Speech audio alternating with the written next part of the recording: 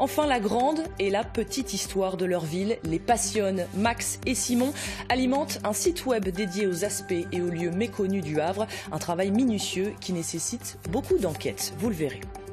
Ils sont férus de patrimoine et aiment partager cette passion. Depuis 3 ans, 2 Havrais parcourent la cité Océane et ses archives à la recherche de la petite et de la grande histoire. De leurs trouvailles, ils tirent des documentaires publiés en ligne sur la plateforme Le Havre Secret. Hervé Guiraudou et Émilie Denis les ont suivis. C'est la dernière ligne droite, le montage de leur 9e dossier. Un documentaire de 90 minutes consacré à la tour François Ier. C'est un des tout premiers bâtiments du Havre. Finalement, c'est l'une des premières pierres du Havre et des Havrais, finalement.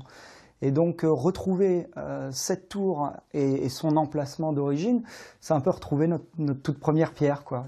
Ces 2 jeunes Havrais passionnés d'histoire et de cinéma font revivre le patrimoine méconnu de leur ville de cœur. Et leurs rôles sont clairement établis. Je mets en image ce que Clésus a dans la tête. J'apprends énormément sur l'histoire de ma ville, au travers de ces vidéos, parce que généralement, quand il m'embarque sur un sujet, je ne sais pas de quoi on va parler, et à la fin du montage, je suis pratiquement incollable sur le sujet.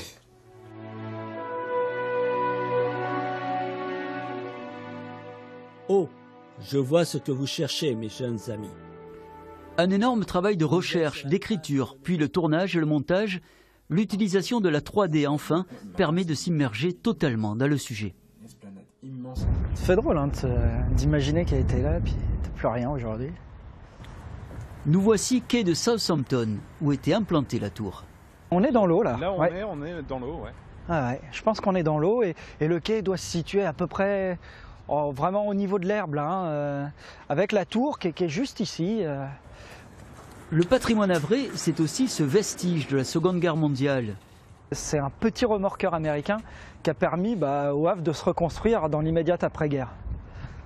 Il a failli disparaître, il a été sauvé de la casse, vraiment, par l'association remorqueur USST 488 et qui nous permet aujourd'hui de monter à bord.